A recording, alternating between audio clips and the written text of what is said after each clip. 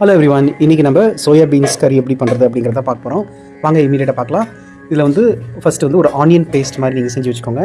Onion நல்லா fry பண்ணிவிட்டு அதில் வந்து 4 பூண்டு, அடுத்தது வந்து கரம் மசாலா, மஞ்சள் தூள், இதெல்லாம் போட்டுட்டு மிளகாய் தூள் இதெல்லாம் போட்டு நீங்கள் கொஞ்சம் நல்லா ஃப்ரை பண்ணி மிக்சியில் அரைச்சி தனியாக வச்சுக்கோங்க இந்த பேஸ்ட் மாதிரி. அடுத்தது சோயா சங்க்ஸை நீங்கள் தனியாக பாயில் பண்ணி வச்சுக்கோங்க. ஏன்னா சோயாவில் நிறைய ப்ரோட்டீன் இருக்குது. அதில் ஓரளவுக்கு நல்லா கொதிக்க விட்டு எடுத்துட்டிங்கன்னா அது மாதிரி உங்களுக்கு சாஃப்டாக வரும். கொஞ்சம் அதை பிழிஞ்சு விட்டு எடுத்துக்கணும், அப்போ தான் தண்ணியெல்லாம் ட்ரை ஆகிடும். அதை இப்படி மாதிரி மிளகாய்த்தூள் போட்டு ஃப்ரை பண்ணிக்கோங்க.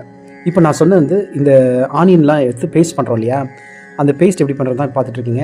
இதை வந்து நல்லா வந்து ஒரு 2 முறை ஓட்டி நல்லா ஒரு பேஸ்ட் மாதிரி பண்ணி வச்சுக்கோங்க. இது உங்களுக்கு வந்து இந்த கறி வந்து ஒரு டேஸ்ட் நல்லாயிருக்கும், அது நல்ல ஒரு ஆரமாக இருக்கும். கொஞ்சம் கர்டு ஆட் பண்ணிக்கலாம், இல்லை பிடிக்காதவர்கள் கோகோனட் மில்க் கூட ஆட் பண்ணிக்கலாம்.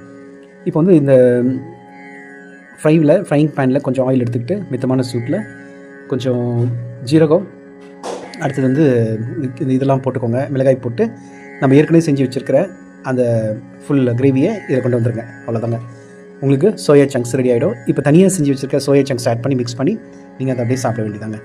பாருங்கள், இவ்வளோ தான். ரொம்ப சுலபமாக பண்ணலாம். இது வந்து கொஞ்சம் பொறுமையாக பண்ணணும். பட் வந்து ஒரு 30 மினிட்ஸ் நீங்கள் நல்லா சுவையான ஒரு ப்ரோட்டீன் ரிச் ஆன வெஜிடபிள் ஃபுட்டு வந்து நீங்கள் பண்ண முடியும். கொஞ்சம் எவ்வளோ தண்ணி வேணுமே ஆட் பண்ணிக்கலாம். நல்ல கிரேவியாக வந்து ரொம்ப கான்சன்ட்ரேட்டடாக இல்லாமல் குருமா மாதிரி ஆகாமல் நல்லா உங்களுக்கு வந்து கிரேவியாக இருக்கணும்னா கொஞ்சம் வாட்டர் ஆட் பண்ணி கொஞ்சம் நீங்கள் இந்த மாதிரி பாயில் பண்ணிக்கலாம். கடைசியாக வந்து ஒரு மெத்தி அது மேலே